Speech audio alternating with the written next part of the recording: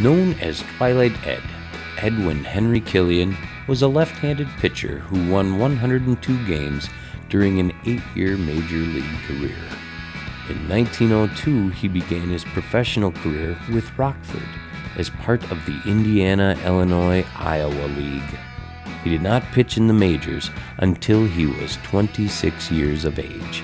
He made his debut in August 1903 with the Cleveland Indians, but it was his 7-year career with the Detroit Tigers where he made his mark in the big leagues.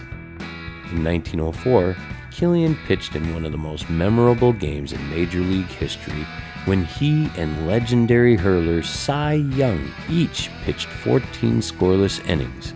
It wasn't until the 15th inning when Killian gave up 1 run, losing the game 1-0. This was about the time he inherited the name Twilight Ed for his ability to pitch late into the day into early darkness time. In 1907, he pitched both ends of a doubleheader when the Tigers clinched the American League pennant. That year was his best statistically. He went 25-13 with a 1.78 ERA. 3 times in his career with the Tigers, he pitched for 300-plus innings. Nowadays, we're happy to get 200 innings out of a person, so they really worked him hard back then, and Killian, he was a workhorse. He rose to the occasion. He twice pitched in the World Series for the Tigers. If you look at the Tigers' 110-plus years history, they've only been American League champions 10 times. 3 of those times were 1907, 8, and 9. And they did lose all 3 of those championships. One reason being the first 2 years was against the Chicago Cubs, which was one of the great dynasties in all of baseball at that time.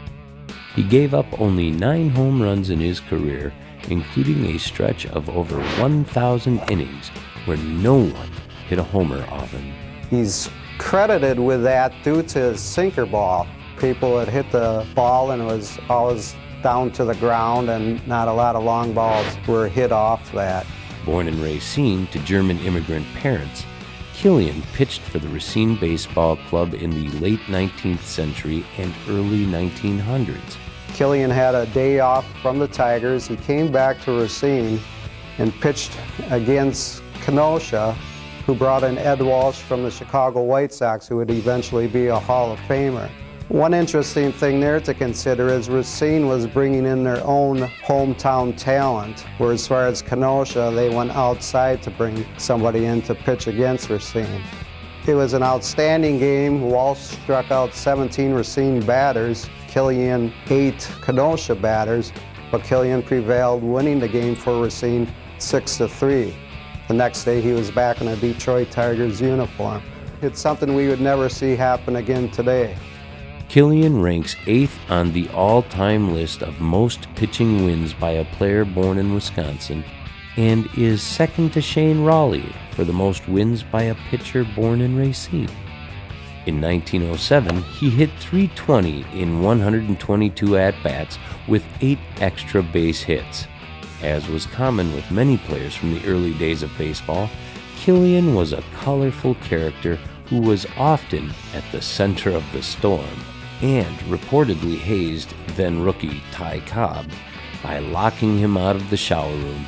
Cobb's personality was a lot to adjust to for the players, and the following year, of course, they brought it all together and worked out their indifferences, and that year Cobb led the team with hitting and Killian did with pitching. His last game in the majors was on July 15th, 1910. Frank Navin, principal owner of the Tigers from 1909 to 1935, called Killian the best left-handed pitcher to ever wear a Detroit uniform. Killian lived in Detroit, where he worked as a mechanic at the Ford Motor Company until his death in 1928 from cancer at the age of 51.